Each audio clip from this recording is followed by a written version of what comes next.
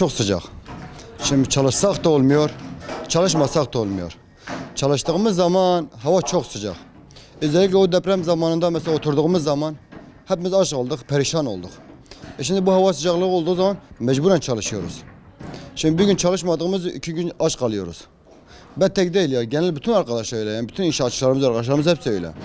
Çalıştığımız anda bayağı bir yoruluyoruz ama mecburiyetten idare ediyoruz. Abi hem yükseklik olarak, hem sıcaklık olarak, hem tehlike olarak yani. Bütün zorluklara karşı karşıyayız şu an için. Hava sıcaklığı için daha sıkıntı oluyor bizim için. Tabii o halal yönden eğer ki başka bir niyetimiz art niyetli olsaydı bu işi yapmam, kırgızlık yaparım daha iyidir. Bir art niyet olsa yani içimizde. Ama böyle bize helal olsun, 5 kursa ekşik olsun. Abi hava çok sıcak ya. Dayanamıyoruz sıcaktan. Ya inşaat işi zor, çok zor. Kolay değil abi, kolay bir şey yok ya.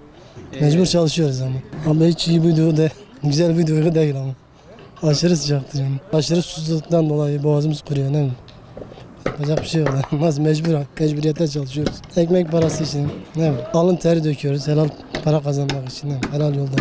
Kışında soğuk olduğu zaman aşırı yağmur yağdım çek biliyoruz ama yine çalışıyoruz yani.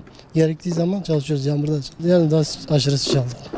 Çünkü şu an daha fazla çalışma imkanımız yok. Zorla çalışıyoruz yani. Ama mecburiyetten yani.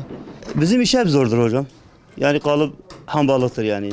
Kaldır yukarı kaldır aşağı indir. Söküm yap, çakım yap. Bu sıcakta zorluk çekiyoruz yani. Sıcak çok zorluyor. Yukarı malzeme çekmek çok zorluyor. Yani bunlar zorluyor yani. Halal yoldan para kazanıyoruz. Çok şükür. Ekmek teknemiz burada, rızkımız burada. Alın terini döküyoruz. Mecbur bu işi yapıyoruz. Başka yapacak bir işimiz yok yani.